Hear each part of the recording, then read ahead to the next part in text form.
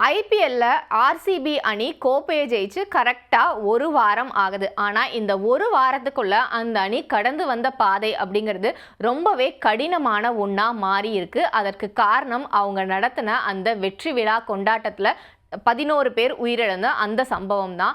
இந்த சம்பவத்தோட நீட்சியா இப்ப ஒரு புது தகவல் வெளியாகி இருக்கு. அது என்ன அப்படின்னு பார்த்தோம்னா, ஆர்சிபி அணிக்கு ஐபிஎல்ல இருந்து தடை விதிக்கப்படுறதுக்கான வாய்ப்புகள் இருக்கிறதா தகவல்கள் வெளியாகி இருக்கு.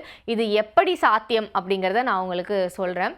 ஐபிஎல் தொடங்கப்பட்டு 18 ஆண்டுகள் ஆயாச்சு. இந்த 18 ஆண்டுகள்ல சூதாட்ட புகார் எழுந்த சமயத்துல மட்டும் ஒரு பக்கம் வந்து சிஎஸ்கே, இன்னொரு பக்கம் வந்து ராஜஸ்தான், இந்த இரண்டு அணிகளுக்கும் வந்து 2 ஆண்டு தடை விதிக்கப்பட்டது. இந்த தடையுமே பார்த்தோம் அப்படின்னா நீதிமன்றம் வரைக்கும் போய் குற்றச்சாட்டு நிரூபணம் ஆனதற்கு பிறகுதான் வந்து அந்த தடை அப்படிங்கிறது விதிக்கப்பட்டது.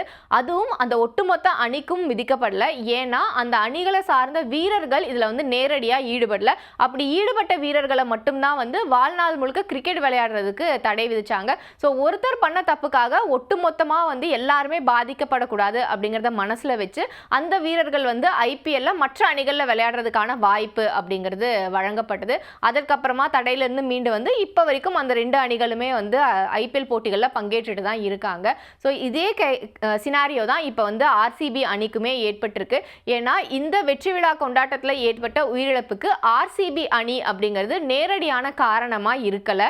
அவங்க ஏற்பாடு பண்ண நிகழ்ச்சி, அதை வந்து வேற ஒருத்தரை வச்சு தான் அந்த நிகழ்ச்சியை வந்து அவங்க ஏற்பாடு பண்ணியிருக்காங்க அப்படிங்கிறது எல்லாருக்குமே தெரிஞ்ச ஒரு விஷயம் தான். ஸோ அதனால தான் நிகழ்ச்சி ஏற்பாட்டாளர்கள் அதற்கப்புறமா அதற்கான முதன்மையா முன்னாடி நின்று அதை எடுத்து நடத்தின அந்த ஆர்சிபி அணியில இருந்தவங்க அப்படின்னு மட்டும்தான் வந்து கைது நடவடிக்கைகளும் இதுவரைக்கும் பாஞ்சிருக்கு.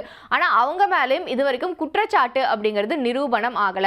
அப்படி ஒருவேளை வந்து ஆர்சிபி அணி நிர்வாகத்துல இருந்தவங்களும் வந்து இந்த உயிரிழப்புகளுக்கு பின்னணியில இருந்தாங்க, அவங்களோட கவனக்குறைவு தான் இதற்கு காரணமா அமைஞ்சது அப்படிங்கிற ஒரு குற்றச்சாட்டு நிரூபணம் ஆகும் பட்சத்துல தான் ஆர்சிபி அணிக்கு ஐபிஎல்ல விளையாடுறதுக்கு தடை அப்படிங்கிறது விதிக்கப்படும். அந்த தடையும் வந்து இது நீதிமன்ற வழக்கு அப்படிங்கறனால நீதிமன்றத்தினால தான் விதிக்கப்படும். அந்த வகையில பார்த்தோம் அப்படின்னா குறைந்தபட்சம் ஓராண்டு ஆர்சிபிக்கு தடை விதிக்கப்படலாம் அப்படின்னு எதிர்பார்க்கப்படுது.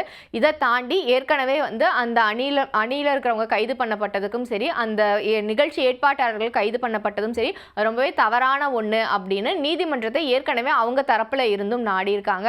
ஸோ இப்போ வரைக்கும் அந்த கேஸ் அப்படிங்கிறது தொடர்ச்சியா நடந்துட்டு தான் இருக்கு. அந்த கேஸை பொறுத்த வரைக்கும் இது வரைக்கும் விசாரணை அறிக்கை அப்படிங்கிறது தாக்கல் செய்யப்படாம இருக்கு. அதற்காக கர்நாடக உயர் நீதிமன்றம் வந்து காவல்துறையை கடுமையா சாடி இருக்காங்க. எப்படி வந்து இப்படிப்பட்ட ஒரு சம்பவத்துல இது வரைக்கும் வந்து என்ன ஸ்டேட்டஸ்ல இருக்கு அந்த விசாரணை அப்படிங்கறத நீங்க வந்து நீதிமன்றத்துக்கு தெரிவிக்காம இருக்கீங்க, நான் வந்து உங்களுக்கு 2 நாள் டைம் தரேன், அதுக்குள்ள நீங்க வந்து விசாரணை அறிக்கையை கொண்டு வந்து சமர்ப்பிக்கணும் அப்படின்னு உத்தரவிட்டிருக்காங்க.